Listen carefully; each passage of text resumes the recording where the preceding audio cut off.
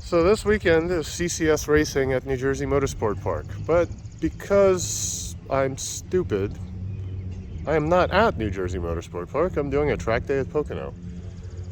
At least it was a lot cheaper, so there's that. But let's see how this goes. This may just be the world's easiest racetrack, and while it is pretty straightforward, it's not without a couple of tricks to it, just because if you really want to minimize your time around it, there are a couple of, I don't know, keys to the kingdom maybe. So, because there's a million layouts, this is like literally the simplest one they ever run, I think. And lap times somewhere in the 50-second range. I probably got faster towards the end of the day, but then my GoPro died. So let's run through a lap. So let's pretend this tip-in cone on the left is the start of the lap. You want to brake as close to the right side as possible, which I didn't do. And then this turn is basically 3 apexes, and you can kind of keep leaned over the entire time. Run down the straight, keep to the right, use the whole track. After the turn-in cone, turn in on the throttle, get on the brakes somewhere in here, lean over, double apex, turn, kind of keep a steady radius. As you throttle out, it'll push you out towards the end. There's a little bump right here, and get on the brakes. Tip in super late, because late apex. Let it run you out wide, and tip in somewhere like 3/4 towards the right. Late apex again, let it run you out wide, and stay to the left. That way you can get an inside path, not like I just did in this lap. You do want to brake while on the right side of the track and tip into this corner. Late turn in definitely helps for that one. This is really difficult to narrate because this is at like warp speed, and I just can't talk that fast. There's entirely too many things going on. All right, so it does get a bumpy in a couple of places. It gets bumpy at the end of the never-ending left, and it gets bumpy right where we just passed.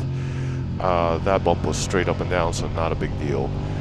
The bump at the end of the never-ending left, I'll show you in a second, is also not a big deal, but it is a little unsettling because you're tipped in.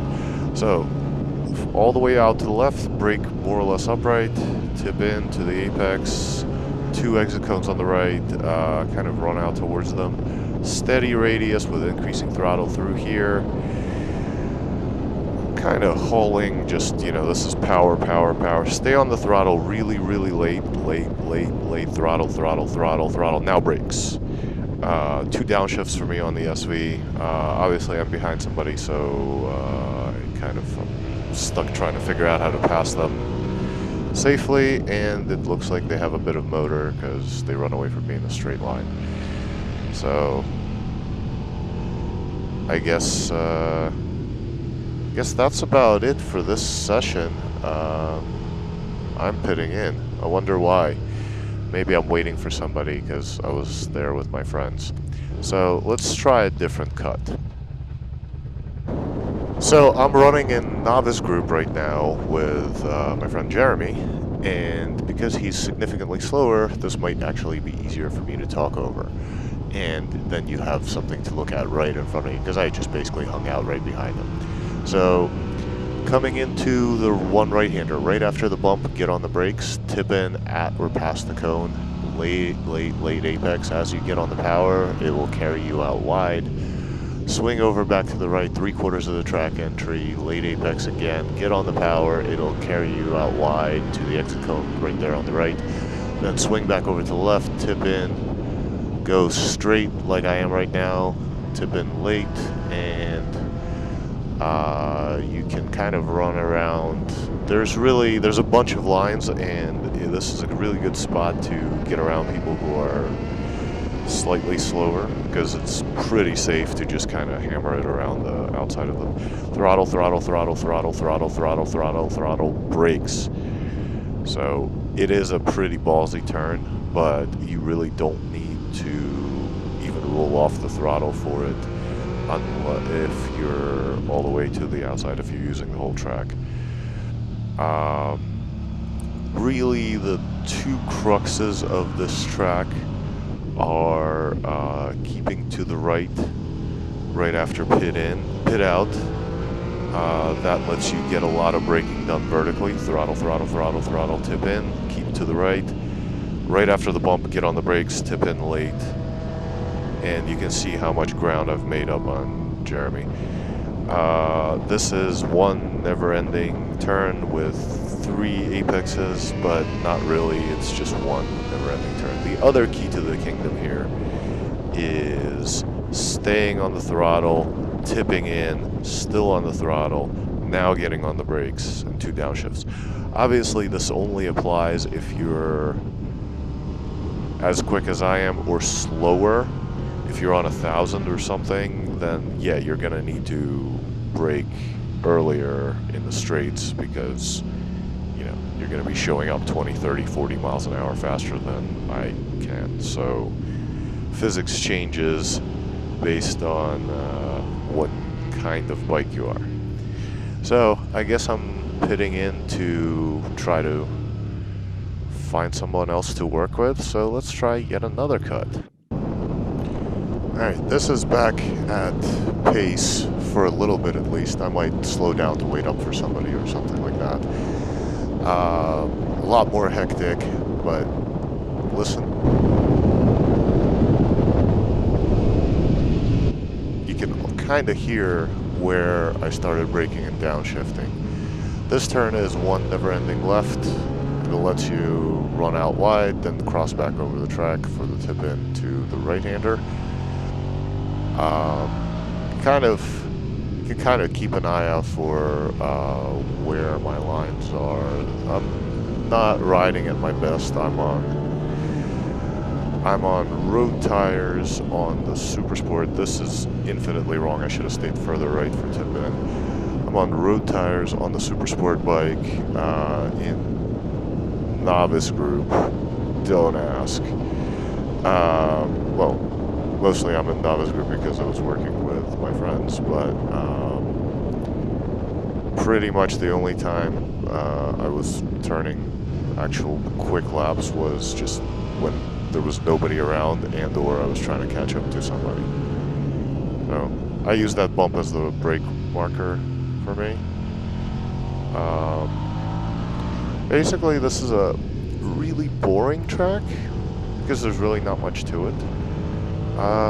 But what it does let you do is, because it's so easy to figure out line here, is it lets you work on a bunch of stuff. It lets you experiment with lines, it lets you experiment with like running things wide, tightening things up, getting more or less throttle, working on that whole, you know, fast turn, no balls thing that I have a problem with.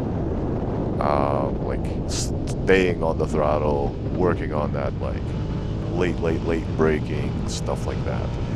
It also is one of those tracks where, because if you can run it clockwise or counterclockwise, if you go to like back-to-back days or whatever, or they flip it at lunch or whatever they do, this would be a great place to practice body position, just because so many never-ending lefts. It is a little bit of hectic at full speed, especially with a bigger bike. I would think it would be really hectic just because your lap times are like in the 50-second range for me, so probably 40-second range for somebody quick on 1,000. Just because the straights mean nothing to them, and it would be a lot more work because they would have a lot of braking zones. So anyway, not upset I came here. I think I would have probably preferred to go racing, but it is a worthwhile track to, you know, go play around at, and you know, maybe this will help something. Maybe I'll get good finally. I don't know. I doubt it. I don't think I'll ever get good. At best, I can hope for not total crap. I I think that's my personal goal, or intense mediocrity. Maybe that's where I'll get to one day. Maximum mediocrity. So anyway, hope you enjoyed it. Hope this is helpful to somebody. Hope this helps somebody decide if they actually want to ride a Pocono East day. Honestly, there are better layouts at Pocono, and there are definitely better tracks, but if it's cheap or if it's, it fits your schedule, it still beats a day at the office any day of the week.